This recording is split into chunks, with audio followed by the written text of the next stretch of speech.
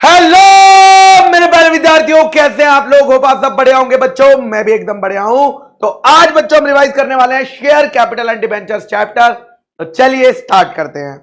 तो सबसे पहले मेरे बच्चा आता है section 43 kinds of share capital. जी हां, शेयर कैपिटल कितने टाइप की होती है? दो टाइप्स की होती है, equity share capital, preference share capital. Equity share capital, preference share capital. Sir equity share capital क्या होती है? बेटा दुनिया की सबसे आसान चीज आपने पूछ ली। इक्विटी शेयर कैपिटल वो होती है जो कि प्रेफरेंस शेयर कैपिटल नहीं होती है, जो कि प्रेफरेंस शेयर कैपिटल नहीं होती है। सर फिर प्रेफरेंस शेयर कैपिटल क्या होती है? बेटा प्रेफरेंस शेयर कैपिटल वो कैपिटल होती है जिसके पास दो प्रेफरेंशियल राइट्स होते हैं over the equity share capital. कौन से दो preferential right? Payment of dividend, dividend पहले मिलेगा किससे? इक्विटी से डिविडेंड पहले मिलेगा। एंड रीपेमेंट ऑफ कैपिटल, जब कंपनी बंद होंगी वाइंडिंग अप में और कैपिटल पे किया जाएगा तो वो भी इक्विटी से पहले दिया जाएगा। हाउएवर ये बात ध्यान रखने की है कि प्रेफरेंशियल कैपिटल में ये राइट हो भी सकता है और नहीं हो सकता। कौन सा? ऊपर के दो राइट तो होंगे, लेकिन जो मैं अब बता रहा हूं वो हो भी सकता, नहीं भी हो सकता। कौन सा? Preferential right for premium on redemption, यानी जो रिडम्पशन पर प्रीमियम पे करनी है उसको इक्विटी से पहले देना है या नहीं देना है, ये राइट हो भी सकता है और नहीं भी हो सकता है। ठीक है, स्पेसिफाइड इन एमओए और AOA. Now preference share capital जो होती है वो पार्टिसिपेटरी नेचर की भी हो सकती है और नॉन पार्टिसिपेटरी नेचर की भी हो सकती है। यानी अगर कंपनी चाहे तो after paying fix dividend, preference share का फिक्स डिविडेंड पे करने के बाद जो सरप्लस बच जाता है दैट इज सरप्लस प्रॉफिट्स, उसमें से भी, उसमें नॉर्मली तो इक्विटी का हिस्सा होता है बट प्रेफरेंस को भी उस सरप्लस में राइट दिया जा सकता है। And in case of winding up of both, in case of winding up of both, अगर दोनों कंपनी है ना, अगर वाइंडिंग अप हो जाती है, in case of winding up, company का अगर वाइंडिंग अप हो जाता है तो both after repaying preference share capital, यानी प्रेफरेंस का जो कैपिटल था वो भी रीपे हो गया और इक्विटी का जो कैपिटल था वो भी रीपे हो गया। यानी कंपनी के वाइंड अप के केस में दोनों रीपे होने के बाद अगर कंपनी चाहे तो प्रेफरेंस को पार्टिसिपेट करने का, जो बचा हुआ सरप्लस है उसमें भी पार्टिसिपेट करने का राइट दे सकती है, लेकिन ये मैंडेटरी नहीं है। ओके सर, नेक्स्ट आता है बच्चों equity share with differential rights या equity share with differential voting rights. ठीक है, ये बात रूल 4 में लिखी हुई है, तो ध्यान से सुनिएगा क्या क्या कंडीशन है अगर कोई कंपनी डीवीआर इशू करना चाहती है। तो सबसे पहले applicable to company limited by shares, okay. Authority in article of association of company, company के अगर आर्टिकल ऑफ एसोसिएशन में अथॉरिटी है तो ये काम हो सकता है, वरना डीवीआर नहीं दिए जा सकते।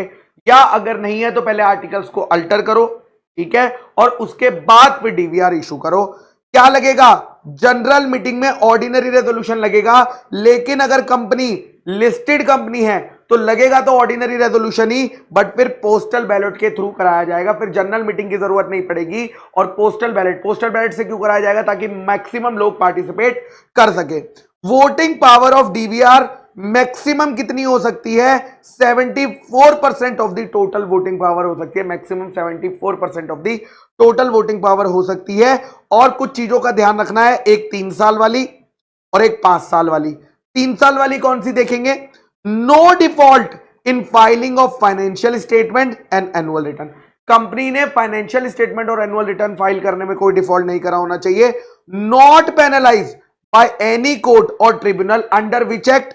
Under RBI act, SEBI act, तकरा, फेमा और एनी स्पेशल एक्ट। और 5 साल वाले पॉइंट कौन से हैं मेरे बच्चा? Not defaulted in payment of dividend on preference shares, on preference shares, interest या टर्म लोन के रिपेमेंट में, जो कहां से लिया गया था? पब्लिक फाइनेंशियल इंस्टीट्यूशन से लिया गया था, शेड्यूल्ड बैंक या स्टेट लेवल फाइनेंशियल इंस्टीट्यूशन से लिया गया था। Employ statutory dues that is PF, gratuity वगैरह, और आईईपीएफ में जो अमाउंट क्रेडिट होते हैं उसमें भी 5 साल वाला पॉइंट आएगा। Okay sir. नेक्स्ट आता है नो सबसिस्टिंग डिफॉल्ट। सबसिस्टिंग मतलब करंट डिफॉल्ट नहीं होना चाहिए, किसमें? शेयर होल्डर को डिविडेंड पे करने में, और यहां पर शेयर होल्डर वर्ड है तो इक्विटी और प्रेफरेंस दोनों कवर हो जाएंगे। Repayment of mature deposit, mature debentures या प्रेफरेंस शेयर जिनकी ड्यू डेट आ चुकी है उनके रीपेमेंट में अगर सबसिस्टिंग डिफॉल्ट है, या interest on above deposit debenture payment of dividend. Okay sir. Next, जब आप जनरल मीटिंग का नोटिस भेजेंगे या पोस्टल बैलेट का नोटिस भेजेंगे तो मैंडेटरी है उसके साथ क्या जानी चाहिए? एक्सप्लेनेटरी स्टेटमेंट जानी चाहिए। Okay sir. Equity share with normal voting rights can not be converted into equity share of differential voting right और वाइस वर्सा, यानी normal equity right differential voting right में और differential voting right normal equity right में convert नहीं हो सकते हैं। Mandatory disclosure करना जरूरी है बोर्ड रिपोर्ट में। अगर कंपनी ने डीवीआर इशू किया है तो एक्सेप्ट फॉर, मतलब जिस इक्विटी शेयर का आपने राइट डिफरेंट दिया है, तो इक्विटी शेयर में हम जानते हैं कि equity share bundle of rights होता है, उसमें मल्टीपल राइट्स मिलते हैं। तो जिस राइट को आपने डिफरेंशिएट किया है उस राइट को छोड़ के बाकी जितने भी राइट्स हैं वो सेम रहेंगे, वो सेम रहेंगे जो equity with normal voting rights के पास होंगे। Specified particulars to be maintained in register of members, और इनकी सारी जो बातें हैं जो स्पेसिफाइड पर्टिकुलर्स होंगे वो भी रजिस्टर ऑफ मेंबर्स में मेंटेन किया जाएगा, वो भी रजिस्टर ऑफ मेंबर्स में मेंटेन किया जाएगा। नेक्स्ट आता है section 46, certificate of shares. Certificate of shares में मेरे बच्चा शेयर सर्टिफिकेट कौन साइन करेगा? तो पहले पूछो कंपनी के पास कॉमन सील है या कॉमन सील नहीं है, क्योंकि कॉमन सील आज की तारीख में क्या है? ऑप्शनल है। अगर कंपनी के पास कॉमन सील है तो भैया सर्टिफिकेट इशू होगा under the common seal. But अगर कंपनी के पास कॉमन सील नहीं है तो पूछो कंपनी के पास कंपनी सेक्रेटरी है या नहीं है, खुद का सीएस रखा हुआ है या नहीं रखा हुआ है। अगर सीएस रखा हुआ है तो एक डायरेक्टर प्लस सीएस से काम चल जाएगा, वरना 2 डायरेक्टर के साइन लगेंगे शेयर सर्टिफिकेट के ऊपर। शेयर सर्टिफिकेट लॉ बोलता है प्राइमा फेसी एविडेंस है किस चीज का? जिसका नाम शेयर सर्टिफिकेट में लिखा है कि शेयर्स उसको बिलोंग करते हैं, यानी कंक्लूसिव एविडेंस नहीं है। Okay sir. If original certificate, अगर ओरिजिनल शेयर सर्टिफिकेट को कुछ हो गया, सर क्या हो गया? हो गया, लॉस्ट हो गया या डिस्ट्रॉय हो गया? लॉस्ट हो गया या डिस्ट्रॉय हो गया या डिफेस हो गया, म्यूटिलेटेड हो गया या फट गया। तो देखो, अगर खो गया, डिस्ट्रॉय हो गया तो आप पुराना शेयर सर्टिफिकेट कंपनी को नहीं जमा करा सकते। बट अगर फट गया, थोड़ा सा उस पे से मिट गया, तो आपको सरेंडर करना पड़ेगा old certificate with the company, और फिर कंपनी आपको इशू करेगी क्या? Duplicate share certificate. Above provision not applicable if shares are in demat form. अगर शेयर्स डीमैट फॉर्म में होंगे, शेयर सर्टिफिकेट है ही नहीं, तो फिर ऊपर वाली बातें फॉलो नहीं होंगी। रिकॉर्ड डिपॉजिटरी के रिकॉर्ड्स में जिसका नाम लिखा है वो भी क्या है? प्राइमा फेसी एविडेंस है। वो भी क्या है? प्राइमा फेसी एविडेंस है। इस सेक्शन की अगर दिक्कत कर दी, अगर डिफॉल्ट कर दिया, डुप्लीकेट शेयर इशू करने में डिफ्रॉड का इंटेंशन हुआ, तो वाट लगा देंगे कंपनी की भी और ऑफिसर इन डिफॉल्ट की भी। कंपनी के ऊपर minimum 5 times of face value of shares and maximum higher of 10 times face value of shares, जो कि जिसका शेयर सर्टिफिकेट गलत इशू हुआ है, और ₹10 करोड़। ठीक है। और ऑफिसर इन डिफॉल्ट पे लगेगा सेक्शन 447, फेवरेट सेक्शन फ्रॉड का। Okay sir. नेक्स्ट आता है मेरे बच्चा section 47, that is voting rights. Section 47 that is voting rights. Voting rights अगर हम इक्विटी शेयर्स की बात करते हैं तो कंपनी में कोई भी रेजोल्यूशन पास होगा उनके पास उस पर वोट करने का अधिकार होगा। So every member holding equity share shall have right to vote on every resolution of the company। लेकिन प्रेफरेंस शेयर्स को बेटा every member holding preference share shawl have right, किस किस पे राइट होगा? ऐसा रेजोल्यूशन जो प्रेफरेंस शेयर्स को डायरेक्टली इफेक्ट करता है, या अगर वाइंडिंग अप का रेजोल्यूशन पास हो रहा है, या अगर इक्विटी या प्रेफरेंस शेयर कैपिटल का रीपेमेंट या रिडक्शन किया जा रहा है, उस केस का रेजोल्यूशन पास हो रहा है। और एक बड़ा स्पेशल पॉइंट, अगर डिविडेंड प्रेफरेंस शेयर्स का 2 सालों तक या उससे ज्यादा तक पे नहीं किया तो फिर प्रेफरेंस शेयर होल्डर्स को, सारे प्रेफरेंस शेयर होल्डर्स को राइट टू वोट मिल जाएगा on all resolutions placed before the company, सारे रेजोल्यूशन पे जैसे इक्विटी शेयर्स को मिलता है। अच्छा, नेक्स्ट, अगर वोटिंग शो बाय हैंड्स नहीं, अगर वोटिंग पोल पर हो रही है, कैसे हो रही है? पोल पर हो रही है, तो voting rights shall be in proportion to his share in the paid up equity share capital of the company. तो क्या देखेंगे? कौन सी कैपिटल देखेंगे? Paid up equity share capital देखेंगे, proportion to his share in ratio of proportion देखेंगे paid up equity share capital का। Okay sir, next चलते हैं सेक्शन 48, वेरिएशन यानी change of share holders right. अगर शेयर होल्डर्स के rights में change करा जा रहा है तो क्या होगा? 2 ऑप्शन है आपके पास, कंपनी के पास। अगर कंपनी किसी भी शेयर होल्डर्स की क्लास के राइट्स चेंज करना चाहती है, किसी क्लास के शेयर होल्डर्स के राइट्स चेंज करना चाहती है, तो 2 ऑप्शन है।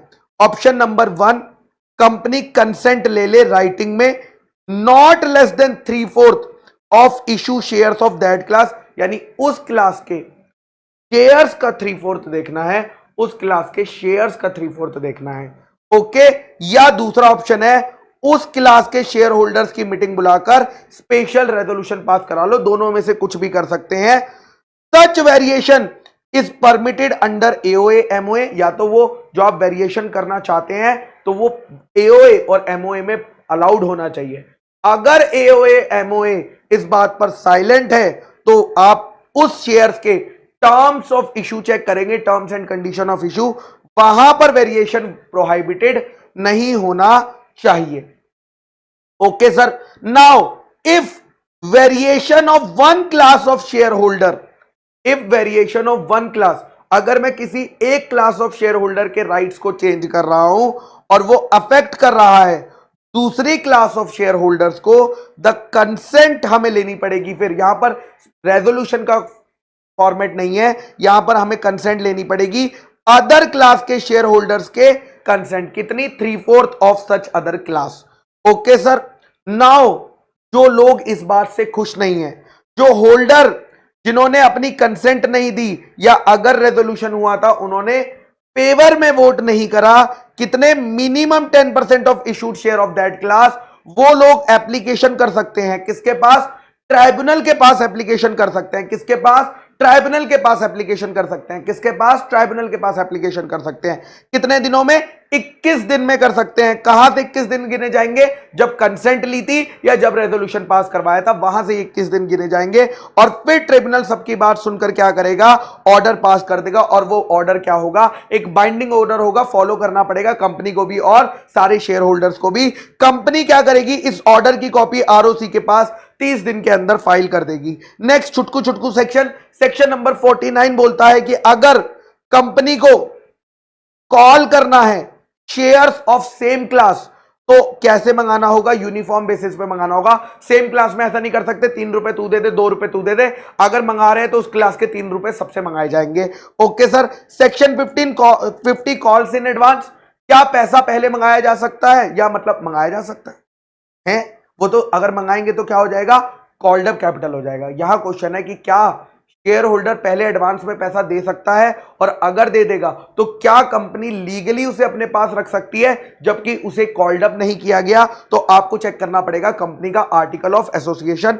अगर कंपनी के आर्टिकल से पावर आ रही है तो कंपनी जो है उस कॉल्स इन एडवांस को एक्सेप्ट करके अपने पास रख सकती है। बट अगर कंपनी के आर्टिकल्स में पावर नहीं आ रही है, not authorised by the articles है, तो company can not accept calls in advance. फिर कंपनी अपने पास कॉल्स इन एडवांस नहीं रख सकती है, उसे इमीडिएटली उस पर्सन को रिटर्न कर देने होंगे। मेंबर इज नॉट इंटाइटल्ड, अरे वाह क्या बात लिखी, अगर कोई कॉल्स इन एडवांस एक्सेप्ट हो भी गया क्योंकि आर्टिकल्स ने अलाउ किया हुआ था, फिर भी मेंबर्स को उस अमाउंट पर वोटिंग राइट नहीं मिलेगा until it's called up, until it's called up. Section 51, dividend किस पे किया जाएगा? फेस वैल्यू पे किया जाएगा या पेड अप शेयर कैपिटल पे किया जाएगा? तो अगर आर्टिकल से ऑथोराइज नहीं है तो कंपनी जो है फेस वैल्यू या नॉमिनल वैल्यू पे करती है। बट अगर आर्टिकल्स में पावर है तब कंपनी अगर चाहे तब भी मैंडेटरी नहीं है। अगर आर्टिकल्स में पावर है तो कंपनी अगर चाहे तो डिविडेंड पेड अप अमाउंट पे दे सकती है हर शेयर के। Okay sir.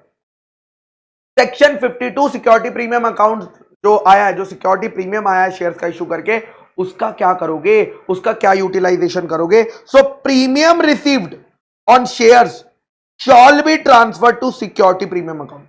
पहले एक अकाउंट बनाओगे, पैसा वहां पर ट्रांसफर होगा। यूटिलाइजेशन, नाउ इसका यूटिलाइज कितने रास्तों से इसे यूटिलाइज करा जा सकता है? तो देखो सेक्शन 52 में 5 रास्ते बताए गए हैं, लेकिन अगर आप उन 5 रास्तों से सेक्शन 52 फॉलो करके सिक्योरिटी प्रीमियम अकाउंट को यूटिलाइज नहीं करोगे, कोई छठा रास्ता इस्तेमाल कर लोगे, तो लॉ बोलता है हम क्या मानेंगे, उसे deemed reduction of share capital treat कर लिया जाएगा। Okay sir. Now under section 52 देखो नॉर्मल कंपनीज के लिए, नॉर्मल कंपनीज के लिए 5 रास्ते हैं। कितने? पहला रास्ता है issue of fully paid bonus share, आप उससे बोनस शेयर पार्टली या फुली पेड बोनस शेयर दे सकते हैं। प्रीलिमिनरी एक्सपेंसेस को क्या कर सकते हो? राइट ऑफ कर सकते हो। या अगर आपने कोई शेयर्स डिबेंचर इशू करे थे और उस पर कोई डिस्काउंट दिया है, या उस पर कमीशन पर कोई डिस्काउंट दिया है, या उस पर कोई कमीशन का खर्चा किया है, तो उसे P&L की जगह राइट ऑफ ना करके यहां से राइट ऑफ कर सकते हो। या premium payable on redemption of preference shares और डिबेंचर, तो डिबेंचर को पे करने में और प्रेफरेंस शेयर्स को पे करने में अगर हमें कोई प्रीमियम पे करनी थी तो यहां से पे हो जाएगी। For buyback of shares under section 68, अगर बायबैक कर रहे हो तो भी काम हो जाएगा। नाउ नेक्स्ट आता है अदर कंपनीज को छोड़ के जो प्रिस्क्राइब कंपनी है, और प्रिस्क्राइब कंपनी के साथ एक और कंडीशन है जिनके ऊपर सीजी के सेक्शन 133 का अकाउंटिंग स्टैंडर्ड फॉलो करने की बात करी गई है। ठीक है, उनको 3 रास्ते अलाउड है, that is method number 1, method number 3, method number 5। Second और फोर्थ मेथड राइटिंग ऑफ वाला मेथड और प्रीमियम पेबल ऑन रिडम्पशन वाला मेथड उनको अलाउड नहीं है। Okay sir. नेक्स्ट आता है मेरे बच्चा सेक्शन 53 की क्या एक कंपनी शेयर्स डिस्काउंट पे इशू कर सकती है, यानी फेस वैल्यू से कम पे इशू कर सकती है या नहीं कर सकती?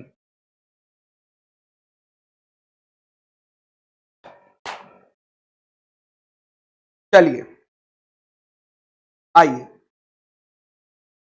तो मेरे बच्चा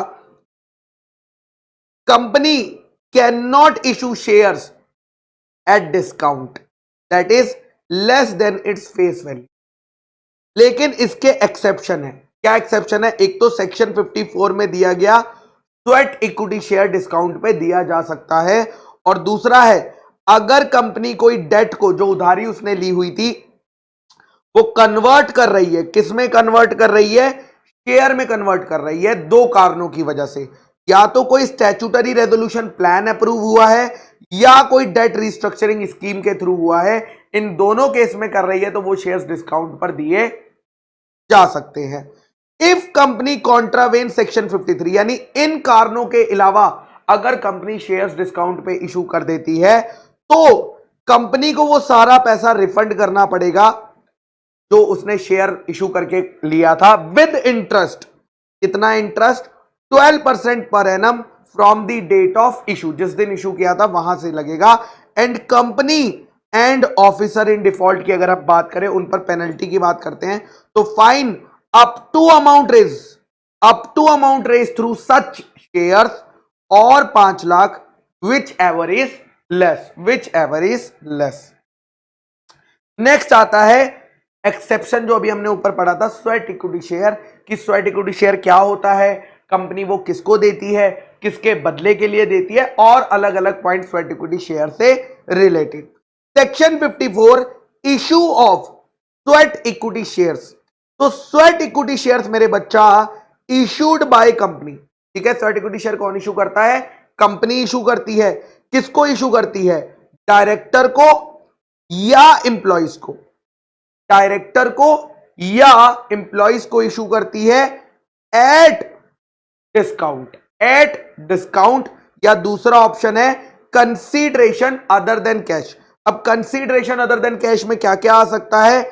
know how, making available intellectual property rights, या वैल्यू एडिशन के लिए कर सकती है। लेकिन कुछ कंडीशंस हैं अगर company sweat equity share issue करना चाहती है, जैसे कि स्वेट इक्विटी शेयर उसी क्लास ऑफ शेयर्स के इशू हो सकते हैं जो पहले से कंपनी इशू कर रखी है। कोई नई क्लास के शेयर स्वेट इक्विटी शेयर्स की तरह डायरेक्टली इशू नहीं हो सकते। स्वेट इक्विटी शेयर्स अगर इशू करने हैं तो स्पेशल रेजोल्यूशन पास कराना होता है, और स्पेशल रेजोल्यूशन में क्लियरली मेंशन होना चाहिए कि कितने शेयर्स देने वाले हो, करंट मार्केट प्राइस क्या है, बदले में क्या ले रहे हो, अगर कुछ बदले में ले रहे हो तो क्या ले रहे हो, एंड क्लास और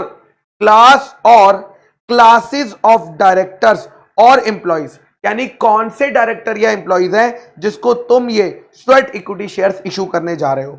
अगर कोई कंपनी लिस्टेड है तो उसे सेबी रेगुलेशन फॉलो करना है स्वेट इक्विटी शेयर्स के लिए। जिसके कंपनी लिस्टेड है मतलब जिसके यहां पर कंपनी लिस्टेड का मतलब है कि जिस कंपनी के इक्विटी शेयर्स लिस्टेड है उसकी बात हो रही है। लेकिन अगर कंपनी के इक्विटी शेयर्स लिस्टेड नहीं है तो वो क्या करेगी, रूल 8 फॉलो करेगी। और रूल 8 में डिटेल बात बताई है। पहले तो ये बताया कि हमने कहा कि एम्प्लॉय को दे सकते हैं, तो एम्प्लॉय मतलब कौन, एम्प्लॉय मतलब permanent employ of company working in India और आउटसाइड इंडिया, यानी ऐसा एम्प्लॉय जो या तो इंडिया में काम करता है या इंडिया के बाहर काम करता है, लेकिन कॉन्ट्रेक्चुअल नेचर का नहीं होना चाहिए था, परमानेंट एम्प्लॉय होना चाहिए। Director of company whole time director है या नहीं है उससे फर्क नहीं पड़ता, कंपनी का डायरेक्टर है इससे फर्क पड़ता है।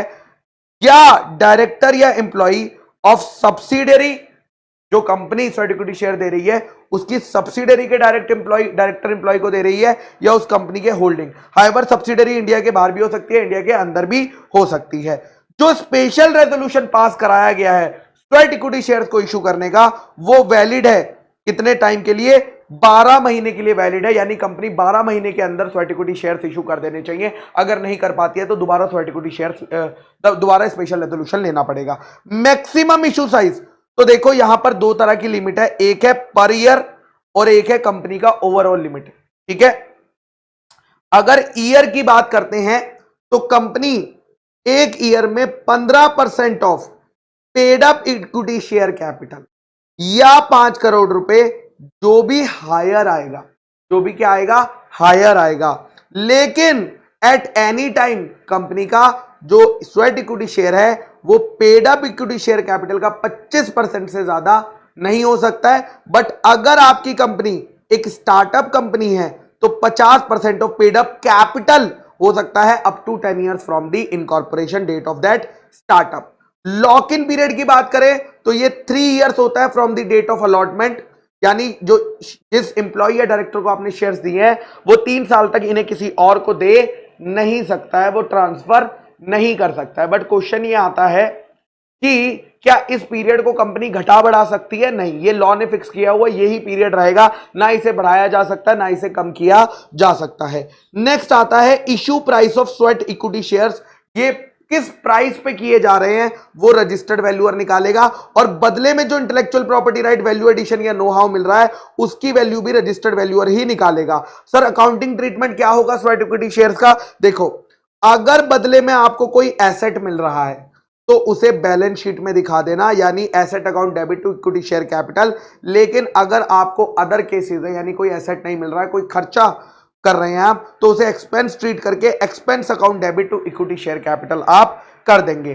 Company to disclose details of such issue in board report, company को बोर्ड रिपोर्ट में यह बात बतानी पड़ेगी, और कंपनी को मेंटेन करना पड़ेगा register of sweat equity share. Company को क्या मेंटेन करना पड़ेगा?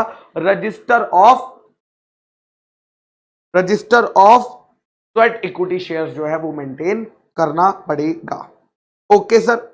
सेक्शन 55 प्रेफरेंस शेयर्स को इशू करने की बातें इसमें लिखी हुई हैं, और फिर पैसा वापस करने की, दैट इज रिडम्पशन की बातें इसमें लिखी हुई है।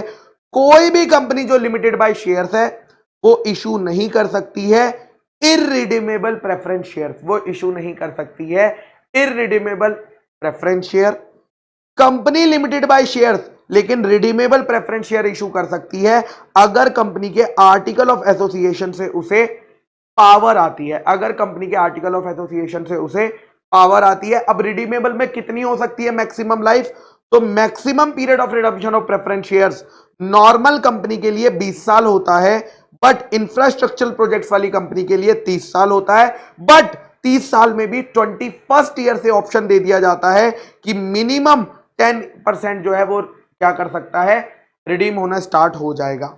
ओके सर, अगर कंपनी को प्रेफरेंस शेयर रिडीम करने हैं तो सिर्फ और सिर्फ फुली पेड अप शेयर ही रिडीम हो सकते हैं, पार्टली पेड अप शेयर्स को रिडीम नहीं किया जा सकता। नेक्स्ट है रिडम्पशन अगर करना है तो कहां से पैसा आएगा, उसका सोर्स क्या आएगा, उसका सोर्स क्या होगा।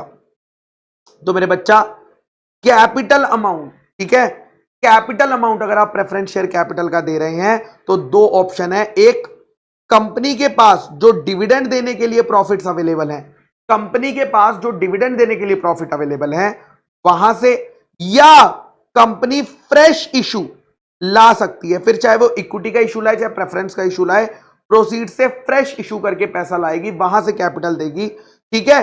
लेकिन अगर कंपनी ने प्रॉफिट्स का इस्तेमाल करके कैपिटल वापस दिया है तो कंपनी को एक रिजर्व बनाना पड़ेगा, that is capital redemption reserve, जो कि सिर्फ यूटिलाइज हो सकता है बोनस शेयर्स को इशू करने के लिए। तो एक फेस वैल्यू, जितने शेयर्स रिडीम हुए हैं प्रेफरेंस के, उसका फेस वैल्यू ट्रांसफर हो जाएगा। और अब बात करते हैं प्रीमियम ऑन रिडम्पशन की बात करते हैं, यानी अगर प्रेफरेंस शेयर्स को फेस वैल्यू के ऊपर भी कोई और अमाउंट रिडीम किया जा रहा है तो आउट ऑफ प्रॉफिट्स दे सकती है, या out of security premium account दे सकती है, या out of security premium account दे सकती है। सीआरआर सिर्फ किस लिए इशू होगा, फुली पेड बोनस शेयर्स के लिए ही इशू हो सकता है।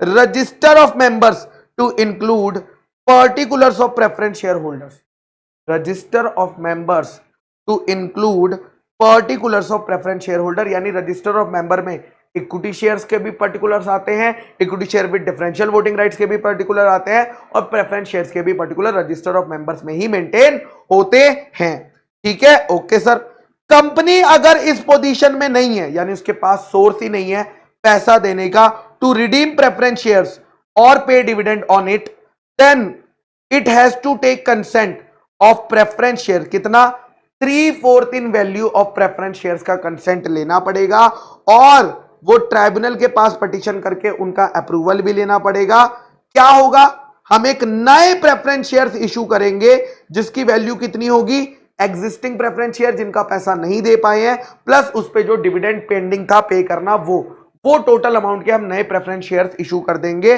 ठीक है। और जो पुराने हैं वो क्या मान लिए जाएंगे कि रिडीम हो गए। लेकिन जिन लोगों ने अपनी कंसेंट नहीं दी थी फर्दर प्रेफरेंस शेयर इशू करने की, ट्राइब्यूनल ऑर्डर करेगा कि इनको तो पैसा इमीडिएटली दे दिया जाए, इनको तो पैसा इमीडिएटली दे दिया जाए।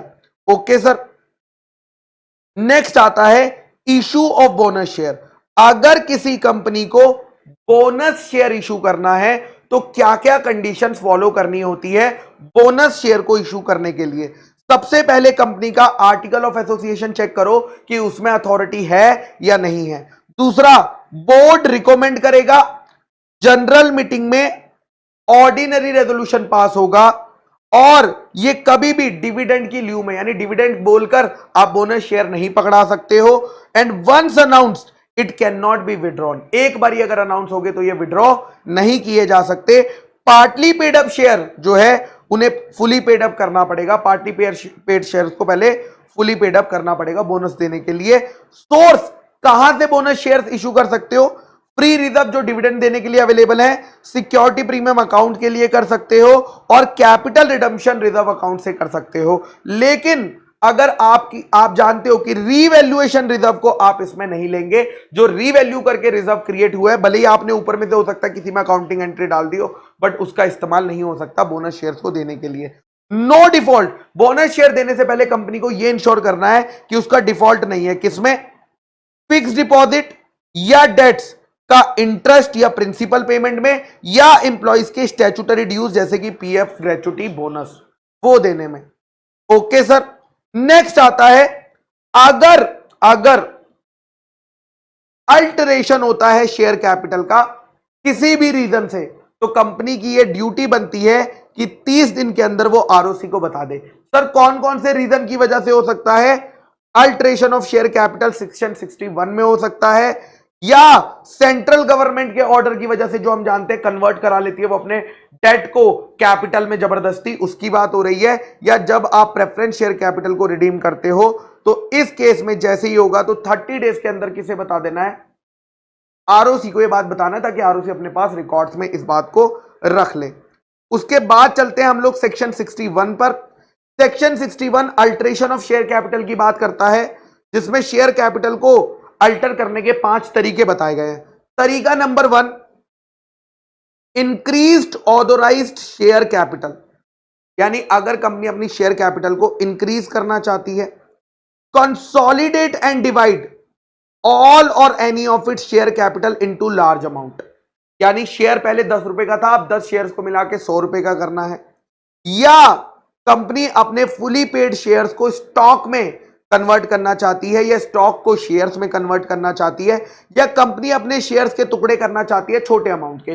पहले 10 रुपए का शेयर था, फेस वैल्यू 10 रुपए थी, अब कंपनी ने उनके टुकड़े करके क्या कर दिया, एक एक करके 10 छोटे और टुकड़े कर दिए, ठीक है। या कंपनी शेयर्स कैंसिल करना चाहती है जो कि अभी तक किसी ने भी खरीदे नहीं है, जो कि अभी तक किसी ने भी खरीदे नहीं है। अच्छा, सेक्शन 61 में अगर आपको ये एक्शन लेने, ये 5 एक्शन में से कोई भी एक्शन कंपनी को लेना है तो भैया उसके लिए क्या करना पड़ेगा, आर्टिकल्स में अथॉरिटी चेक करनी पड़ेगी। अगर आर्टिकल में अथॉरिटी है तो ये काम हो सकता है।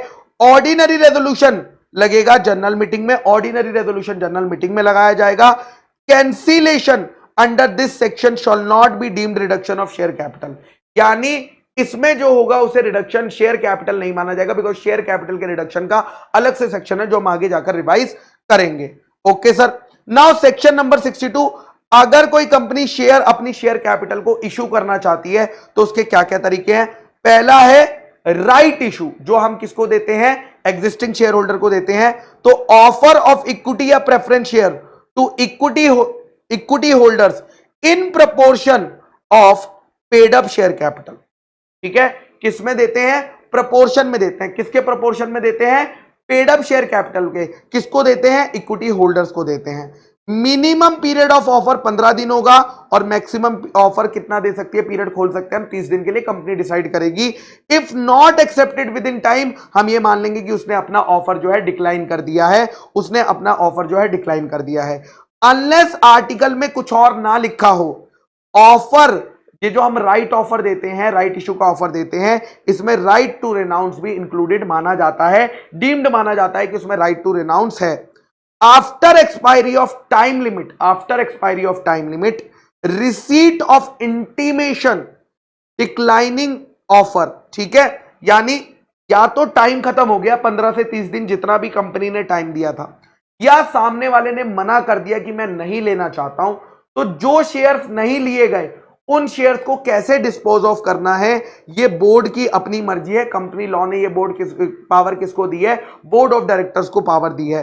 Dispatch notice of right issue, हम कितने दिन पहले नोटिस भेज देंगे, मिनिमम इशू ओपन होने के 30 दिन पहले ये दे दिया जाएगा, ठीक है सर। नेक्स्ट आता है एम्प्लॉय स्टॉक ऑप्शन प्लान, जिसको हम शॉर्ट में क्या बुलाते हैं, ईसॉप बुलाते हैं। जिसको हम शॉर्ट में क्या बुलाते हैं मेरे बच्चा, ईसॉप बुलाते हैं। ईसॉप अगर कोई कंपनी देना चाहती है तो पहले तो टाइप ऑफ कंपनी देखनी है कि वो प्राइवेट कंपनी है या पब्लिक कंपनी है।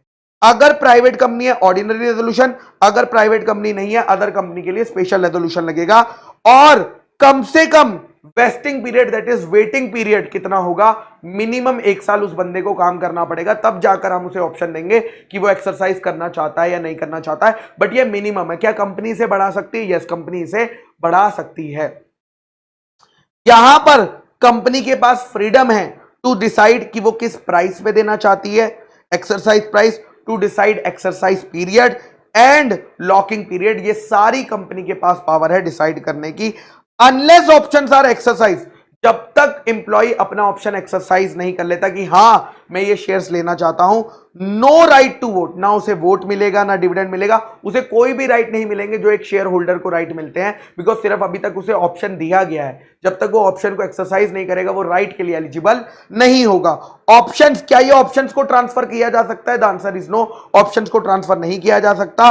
ऑप्शंस ना ही प्लेज हो सकते हैं ना हाइपोथिकेटेड हो सकते हैं, and no person other than employ entitle to ESOP, और इसॉप सिर्फ हम एम्प्लॉयज को दे सकते हैं कंपनी, और किसी को नहीं दे सकती है।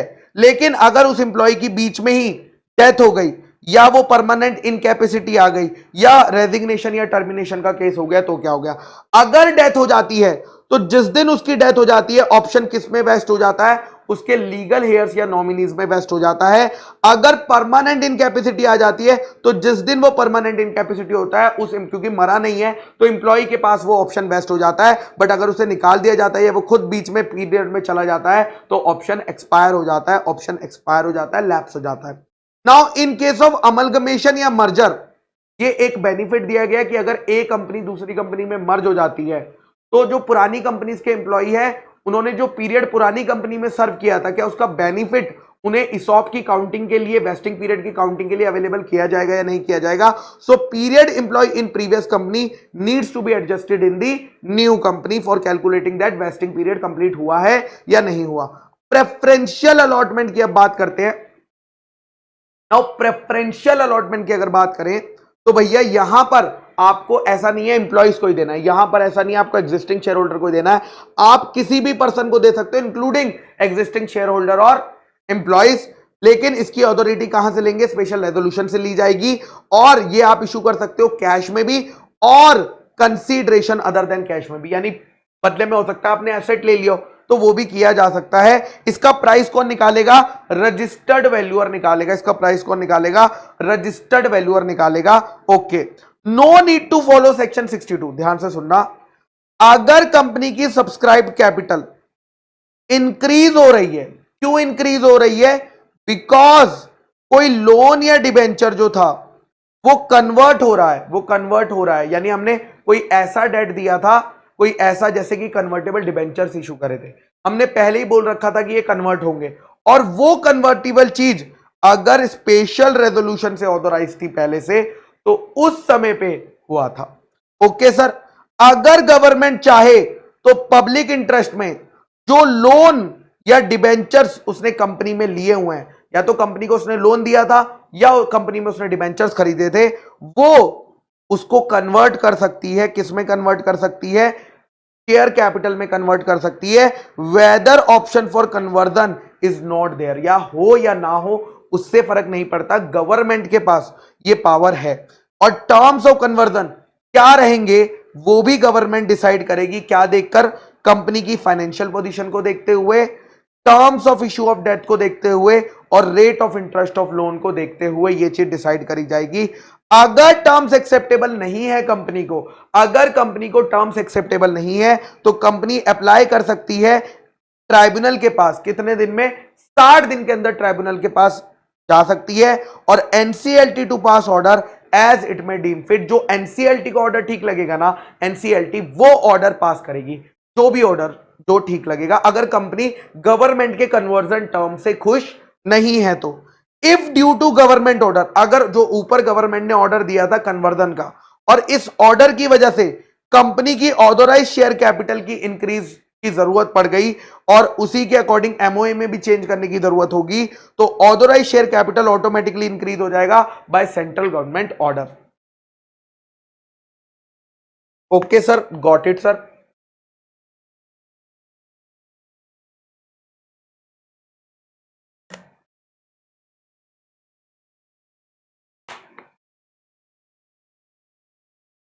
आइए चलते हैं आगे।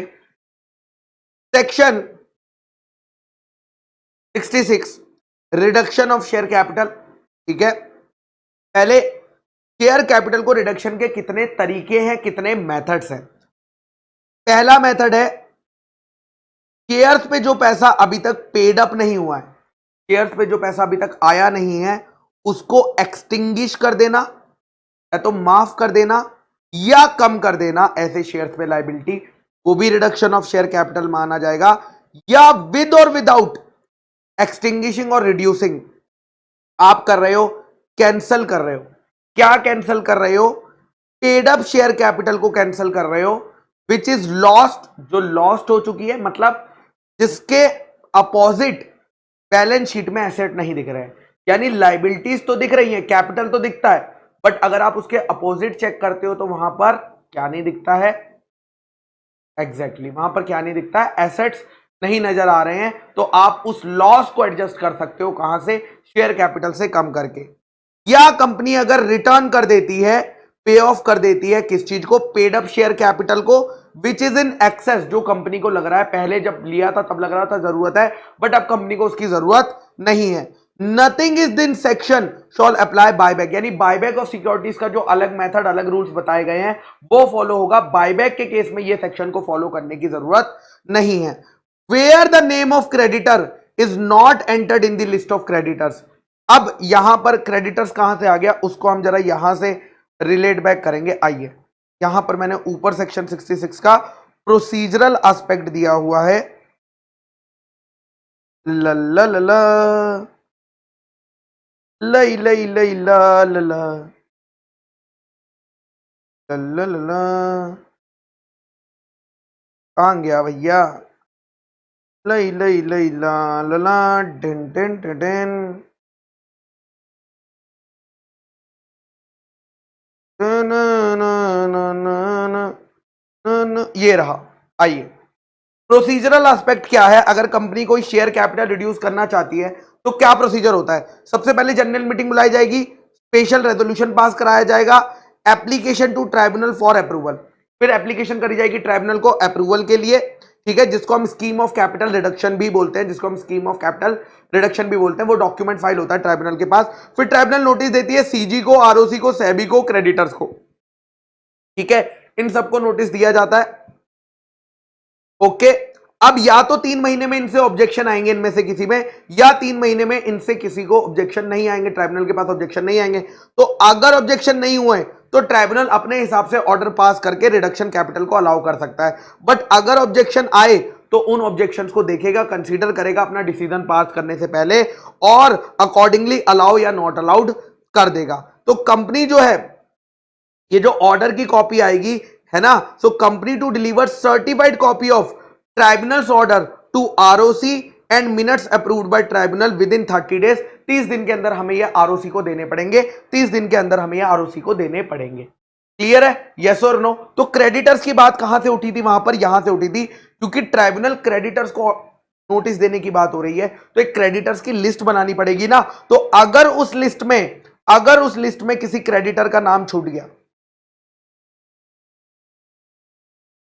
हाँ, तो where name of creditor is not entered in the list of creditor, अगर हमने भैया क्रेडिटर का नाम नहीं लिखा और कैपिटल रिडक्शन अप्रूव हो गया और कंपनी ने डिफॉल्ट कर दिया उसका, उस क्रेडिटर का पैसा देने में, जिसका नाम छूट गया था, तो इस केस में जिस दिन रिडक्शन आरओसी ने अपने पास रजिस्टर करा, उस दिन पर जो मेंबर था कंपनी का, वो लायबल होगा कंट्रीब्यूट करने के लिए payment of that debt, if company is wound up, अगर कंपनी बंद हो जाती है, ठीक है, on application to tribunal settle a list of person, अगर भैया ट्राइब्यूनल पे एप्लीकेशन पे कंपनी को बंद कर दिया जाता है, तो एक लिस्ट बनाई जाएगी जो कंट्रीब्यूट करेंगे पैसे को, और इनसे पैसा मंगाया जा सकता है जैसे कि वो ऑर्डिनरी कॉन्ट्रीब्यूटरीज हैं। नेक्स्ट आता है section number 67, restriction of purchase by company और giving of loans by purchase. तो सिंपल सी बात है, सबसे पहला पॉइंट ये बोलता है कि अगर आपकी कंपनी हैविंग शेयर कैपिटल है, तो वो कंपनी बाय नहीं कर सकती है, क्या बाय नहीं कर सकती है, खुद के शेयर बाय नहीं कर सकती है without consequent reduction in share capital, यानी अगर शेयर बाय हुए हैं तो इन्वेस्टमेंट में शो होने चाहिए, अकॉर्डिंगली कैपिटल भी रिड्यूस होनी चाहिए, और वो हम आगे सेक्शन देखेंगे कि वो बायबैक कैसे किया जाता है। ठीक है, okay sir. Public company can not give, एक पब्लिक कंपनी लोन या गारंटी या फाइनेंशियल असिस्टेंस नहीं दे सकती। एक पब्लिक कंपनी क्या नहीं दे सकती, लोन नहीं दे सकती, गारंटी नहीं दे सकती, फाइनेंशियल असिस्टेंट नहीं दे सकती। पर्पस, इस पर्पस के लिए, फॉर द परचेज और सब्सक्रिप्शन ऑफ इट्स शेयर और इट्स होल्डिंग कंपनी, अपने शेयर्स खरीदने के लिए या अपनी होल्डिंग कंपनी के शेयर्स खरीदने के लिए एक पब्लिक कंपनी लोन, गारंटी या फाइनेंशियल असिस्टेंस नहीं दे सकती। लेकिन इसका एक्सेप्शन है, क्या एक्सेप्शन है? अगर जो कंपनी लोन दे रही है वो एक बैंकिंग कंपनी है और लोन देना तो क्योंकि उसका ऑर्डिनरी कोर्स ऑफ बिजनेस है तो कोई दिक्कत की बात नहीं है। सेकंड, अगर कोई स्कीम कंपनी ने स्पेशल रेजोल्यूशन के थ्रू अप्रूव कराई है और शेयर जो हेल्ड हुए हैं वो इंप्लॉइज के बेनिफिट के लिए हेल्ड हुए हैं, वो इंप्लॉइज के बेनिफिट के लिए हेल्ड हुए हैं बाय द ट्रस्ट और बाय द इंप्लॉइज। और थर्ड, अगर कंपनी इंप्लॉइज को लोन दे रही है, लेकिन कौन से इंप्लॉइज को? जो कंपनी के डायरेक्टर या केएमपी नहीं है, ऐसे इंप्लॉइज को दे रही है। बट कितना लोन दे रही है? फॉर एन अमाउंट 6 महीने की सैलरी तक, 6 महीने, है ना। For subscribing fully paid up shares of its company, of that company और इट्स होल्डिंग कंपनी। ये 3 केसेस में अलाउड है, ये 3 केसेस में अलाउड, कोई दिक्कत की बात नहीं है क्योंकि एक्सेप्शन में फॉल होता है। नाउ आता है power of company to purchase its own securities. Power of companies to purchase its own securities. Sources क्या है, कहां से वो पैसा दिया जाएगा? Free reserve, security premium account, proceeds of issue of any share. आप कोई भी शेयर्स है इशू कर दो, लेकिन वो सेम काइंड के शेयर नहीं होने चाहिए, वो सेम काइंड के शेयर नहीं होने चाहिए। बिफोर बायबैक क्या क्या करना होता है और आफ्टर बायबैक क्या करना होता है? कंपनी को बायबैक करने से पहले आर्टिकल्स में अथॉरिटी चेक करनी है, नहीं है तो आर्टिकल्स में अथॉरिटी डलवाएगी। जनरल मीटिंग बुला के स्पेशल रेजोल्यूशन पास कराना होता है, लेकिन स्पेशल रेजोल्यूशन की जगह ऑर्डिनरी रेजोल्यूशन से भी काम चल सकता है। अगर जो हम बायबैक कर रहे हैं उसकी वैल्यू कितनी है? 10% of paid up equity share capital plus free reserve है एंड बोर्ड रेजोल्यूशन ने अप्रूव करा हुआ है। यानी बोर्ड के पास इतनी पावर है, इतने तक के तो वो खुद कर देंगे, उन्हें शेयर होल्डर्स के पास पूछने जाने की जरूरत नहीं है। नाउ इतना ही नहीं, all share securities for buyback is fully paid up. ठीक है, ये इंश्योर करना है कि जो हम बायबैक कर रहे हैं वो पार्टली पेड नहीं, फुली पेड अप है। एंड कंपनी टू फाइल, ये इंपॉर्टेंट है, कंपनी को डिक्लेरेशन फाइल करना पड़ेगा सोलवेंसी का with ROC plus SEBI, signed by at least कितने डायरेक्टर? 2 डायरेक्टर, जिसमें एक एमडी कंपलसरी है। नाउ बायबैक जब कंप्लीट हो जाता है तो कंपनी उनके फिजिकल शेयर्स को डिस्ट्रॉय कर देती है। कितने दिन में? 7 दिन के अंदर, बायबैक कंप्लीट होने के 7 दिन के अंदर। और कंपनी होने के बाद, क्या होने के बाद? बायबैक होने के बाद इशू नहीं करती है 6 महीने के अंदर, यानी बायबैक कंप्लीट होने के 6 महीने के अंदर क्या नहीं करती है? इशू नहीं करती है same kind of share. However इस पॉइंट का भी रूल है, एक्सेप्शन है। ठीक है, अगर कोई सबसिस्टिंग ऑब्लिगेशन को करने के लिए है तो वो किया जा सकता है, तो वो किया जा सकता है। Now file return with ROC SEBI if listed, कितने दिनों में? 30 दिन के अंदर कंपनी को ये काम करना पड़ेगा। नेक्स्ट है buyback may be from existing share holder on proportionate basis. Buyback may be from existing share holder on proportionate basis, open market, securities issued to employ और स्वेट इक्विटी शेयर्स। ठीक है, यहां से आप लोगों से खरीद सकते हैं। क्या खरीद सकते हैं? कंपनी खरीद सकती है बायबैक के लिए शेयर। Okay sir. सेक्शन 69 आगे बोलता है transfer of certain sum to capital redemption reserve account, transfer of certain sum to CRR. कब? अगर कंपनी अपने शेयर्स खरीद रही है फ्री रिजर्व या सिक्योरिटी प्रीमियम अकाउंट से, तो इस कंपनी का ट्रांसफर करना बनता है। क्या ट्रांसफर करना बनता है? फेस वैल्यू ऑफ शेयर्स, कितना जो उन्होंने खरीदे हैं कंपनी ने, सीआरआर अकाउंट में डालने की जरूरत है। Disclosure in balance sheet, balance sheet में डिस्क्लोजर देना होगा कि कंपनी ने बायबैक किया है। और यूटिलाइजेशन शेयर्स का क्या हो सकता है? Issue of fully paid up bonus shares only. Okay sir. Section 70, company कब कब बायबैक नहीं कर सकती है? कंपनी कब कब बायबैक नहीं कर सकती है? देखो, नो कंपनी शॉल डायरेक्टली और indirectly purchase its own shares और अदर स्पेसिफाइड सिक्योरिटीज इफ अपनी सब्सिडरी कंपनी के थ्रू या अपनी इन्वेस्टमेंट कंपनी या ग्रुप ऑफ इन्वेस्टमेंट कंपनी के थ्रू, या अगर कंपनी ने डिफॉल्ट करा हुआ है। किस चीज में डिफॉल्ट करा हुआ है? रीपेमेंट ऑफ डिपॉजिट या उनके ऊपर का इंटरेस्ट, रीपेमेंट ऑफ डिबेंचर्स या प्रेफरेंस शेयर्स या पेमेंट ऑफ डिविडेंड में, तो दिक्कत है। या कंपनी ने अगर कंप्लाई नहीं किया है, कौन से सेक्शन से? सेक्शन 92, सेक्शन 123, सेक्शन 127 और सेक्शन 129। अगर इन सेक्शंस में कंपनी ने दिक्कत करी हुई है, इन सेक्शंस में कंपनी ने डिफॉल्ट करा हुआ है, कंप्लाई नहीं किया हुआ है, तो कंपनी बायबैक के लिए नहीं जा सकती है। ठीक है, या रीपेमेंट में दिक्कत करी गई है। किस चीज के रीपेमेंट में भैया? If default is made in repayment of term loan और interest there on to banking company और फाइनेंशियल इंस्टीट्यूशन। लेकिन ये ऊपर वाले पॉइंट में कोई दिक्कत नहीं है, अगर उस चीज को आपने 3 इयर्स में ठीक कर लिया था, लैब्स को, after such default cease to exist, मतलब जिस दिन आपने डिफॉल्ट किया उसे ठीक करे हुए 3 साल हो चुके हैं ऊपर वाले प्रोविजंस में, तो कंपनी जो है बायबैक कर सकती है। कोई दिक्कत की बात नहीं है, कोई दिक्कत की बात इसमें नहीं है। Now next, transfer of securities, transfer of securities and transmission of securities में क्या डिफरेंस होता है बेटा?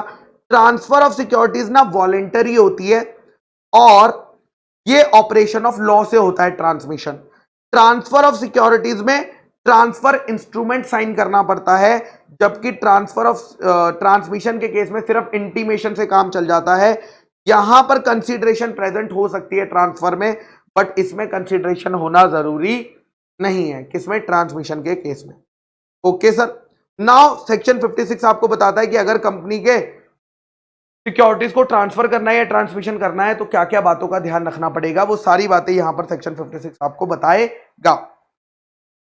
Company shawl not register transfer of securities, company को तब तक ट्रांसफर ऑफ सिक्योरिटीज रजिस्टर नहीं करनी है या इंटीमेशन रजिस्टर नहीं करना है जब तक पेपर प्रॉपर इंस्ट्रूमेंट नहीं आ जाता। प्रॉपर इंस्ट्रूमेंट नहीं आ जाता। कौन सा?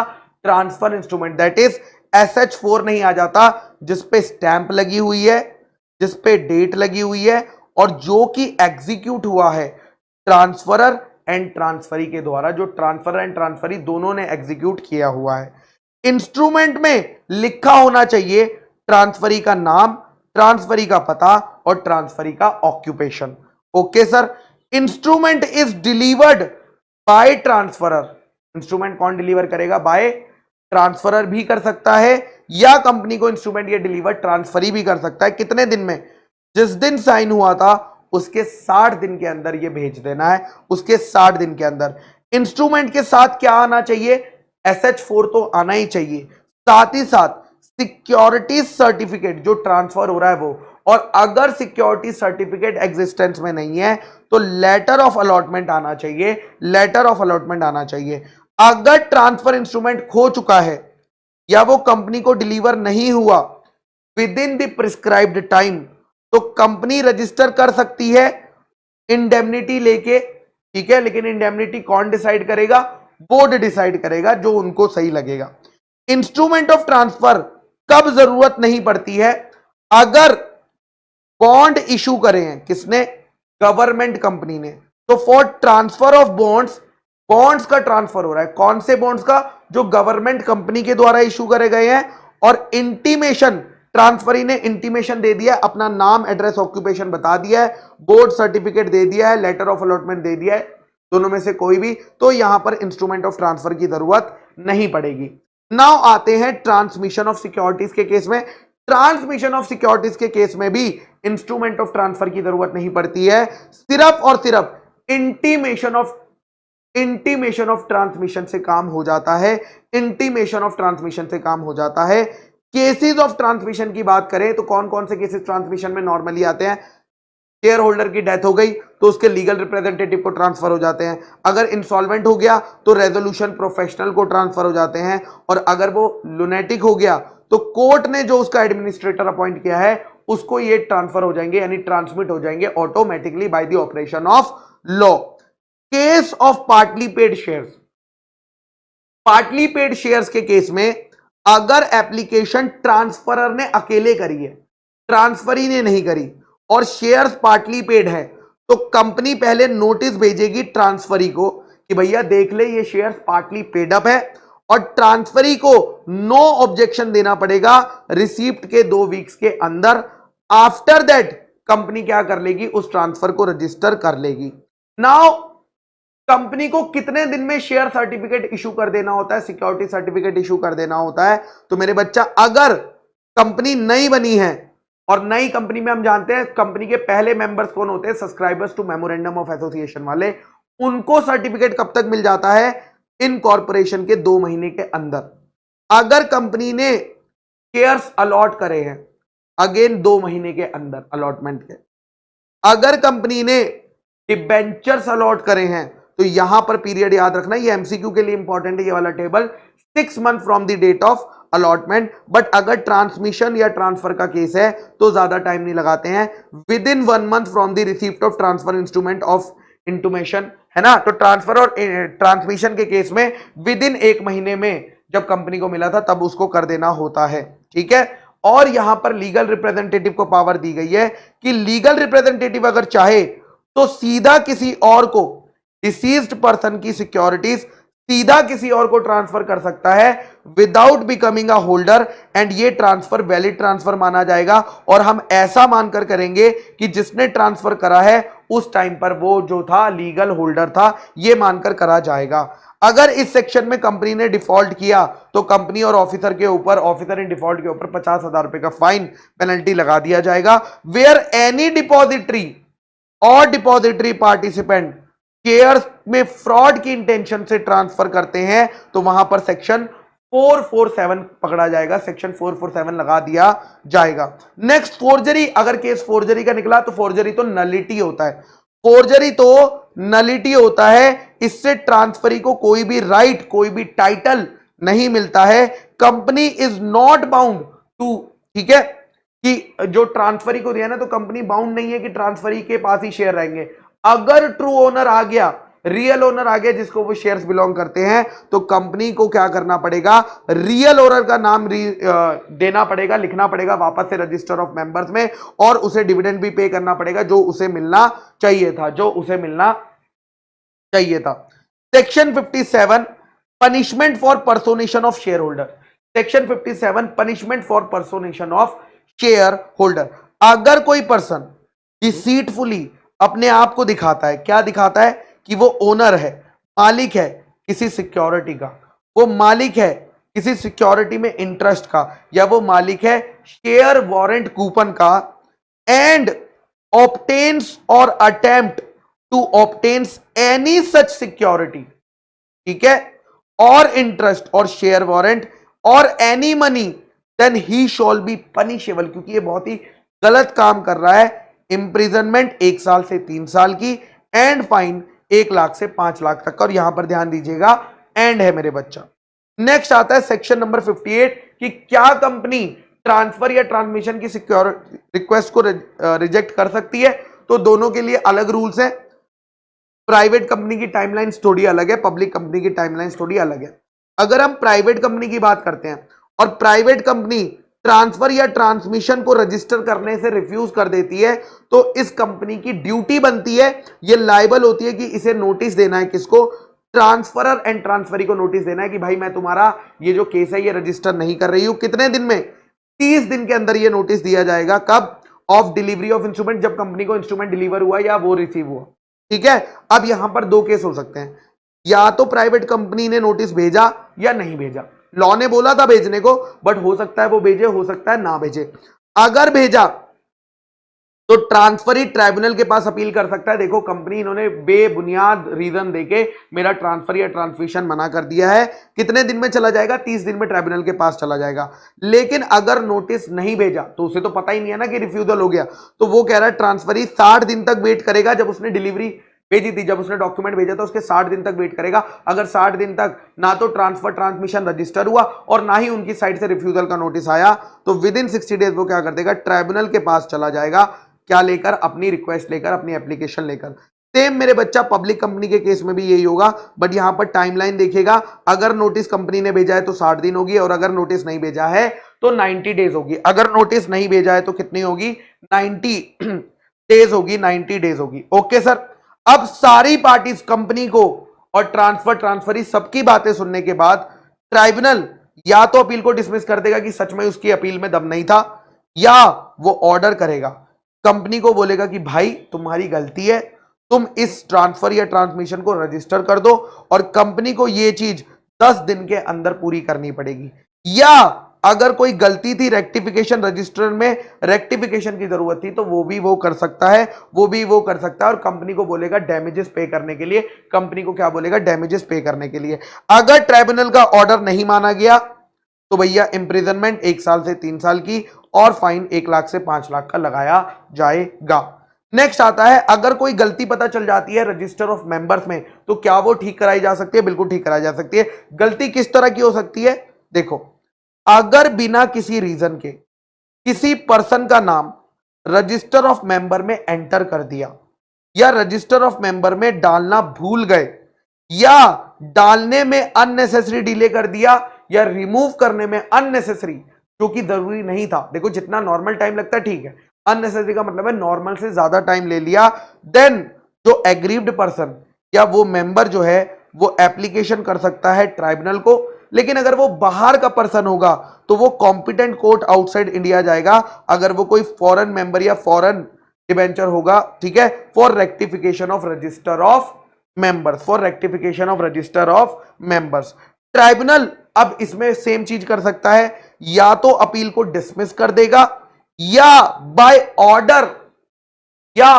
ऑर्डर, डायरेक्ट करेगा कंपनी को to register transfer transmission and company to comply within 10 days of receipt of order, ठीक है, और डायरेक्ट करेगा रेक्टिफिकेशन ऑफ रजिस्टर और डैमेजेस देने के लिए एग्रीव्ड पार्टी को।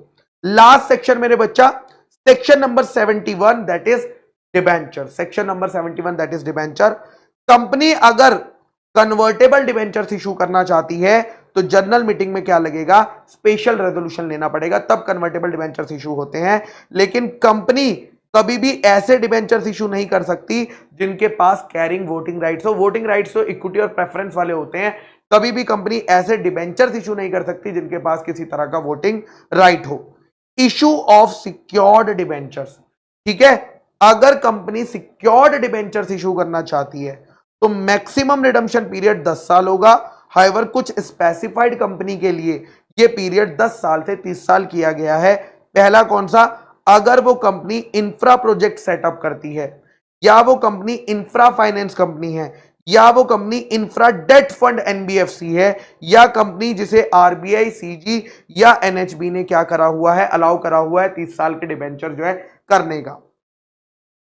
क्रिएशन ऑफ चार्ज, क्योंकि हम सिक्योर डिबेंचर्स इशू कर रहे हैं तो हमें चार्ज क्रिएट भी करना है और चार्ज रजिस्टर भी करना है। सो issue of debenture shawl B secured by creation of charge on properties और एसेट। किसकी प्रॉपर्टी, सिर्फ उस कंपनी की जिसने डिबेंचर दिए, नहीं, वो कंपनी, उसकी एसोसिएट, उसकी सब्सिडियरी, उस होल्डिंग के ऊपर हम क्या कर सकते हैं, चार्ज क्रिएट कर सकते हैं।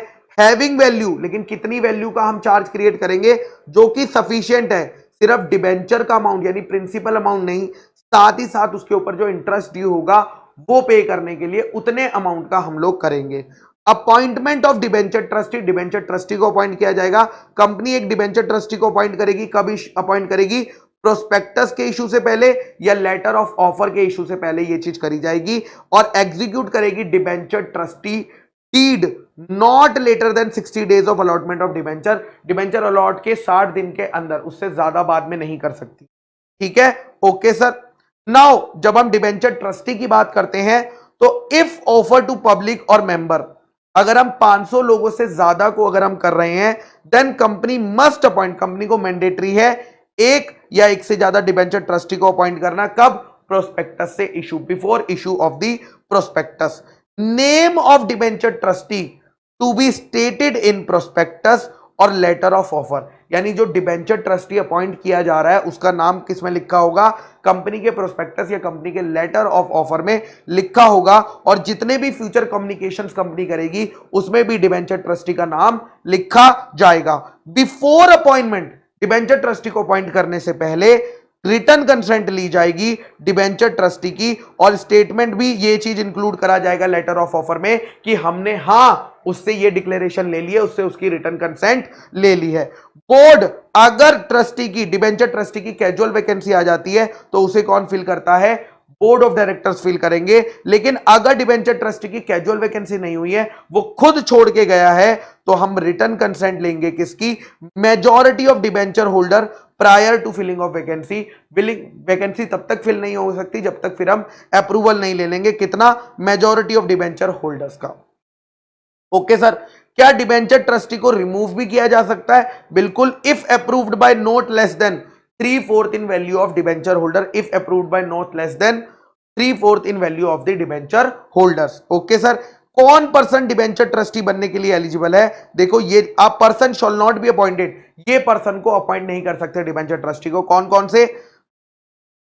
अगर वो कंपनी में शेयर्स होल्ड करता है, अगर वो कंपनी में शेयर्स होल्ड करता है, अगर वो कंपनी का प्रमोटर, डायरेक्टर, केएमपी है या एम्प्लॉई है। कौन सी कंपनी का? जिस कंपनी ने डिबेंचर्स इशू करे हैं, या उसकी एसोसिएट का, या उसकी सब्सिडियरी का, या उसकी होल्डिंग का। Okay sir, beneficially entitled to money, beneficially entitled to money to be paid by company other than remuneration as debenture trustee.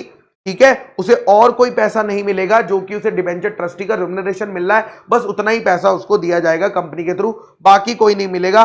उसने उधारी नहीं ले रही होनी चाहिए, किससे? कैश से या subsidiary of such holding company से। फर्निश्ड गारंटी, उसने अगर गारंटी दी हुई है प्रिंसिपल की, डेट सिक्योर्ड बाय डिबेंचर्स की, तो भी वो डिबेंचर ट्रस्टी नहीं बन सकता है। अगर वो प्रमोटर का रिलेटिव है, डायरेक्टर का रिलेटिव है, या केएमपी, कंपनी के केएमपी का रिलेटिव है, तो भी वो नहीं बन सकता है। या उसका कंपनी में क्या है? पेक्यूनरी रिलेशन है, कंपनी का पेक्यूनरी रिलेशन है, और उसकी सीलिंग यहां पर आपको दी हुई है। ठीक है, ओके सर।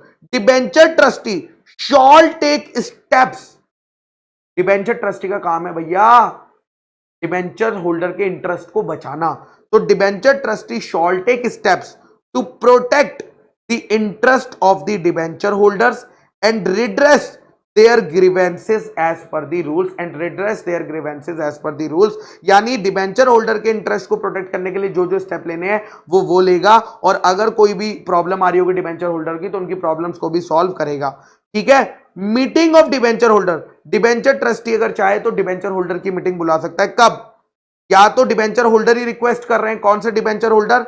कम से कम 1/10 वैल्यू ऑफ आउटस्टैंडिंग डिबेंचर वाले, या कोई ऐसा इवेंट हो गया है जिससे लग रहा है कि भैया क्या डिफॉल्ट हो गया, कि भैया डिबेंचर ट्रस्टी को लग रहा है कि डिबेंचर होल्डर्स का इंटरेस्ट जो है अफेक्ट हो रहा है, ये लोग इनके पैसे नहीं दे पाएंगे, ये लोग इस पे इंटरेस्ट नहीं दे पाएंगे, तो वो बुला सकता है क्या? डिबेंचर होल्डर्स की मीटिंग को बुला सकता है। कोई भी प्रोविजन अगर ट्रस्ट डीड में ऐसा लिखा है जिससे कि ट्रस्टी अपनी लायबिलिटीज से छूट जाता है और उसको माफ कर दिया जाता है, तो वो क्या माना जाएगा? वॉइड माना जाएगा। बट अगर डिबेंचर होल्डर चाहें तो क्या उसकी लायबिलिटी से उसे छोड़ सकते हैं? The answer is yes.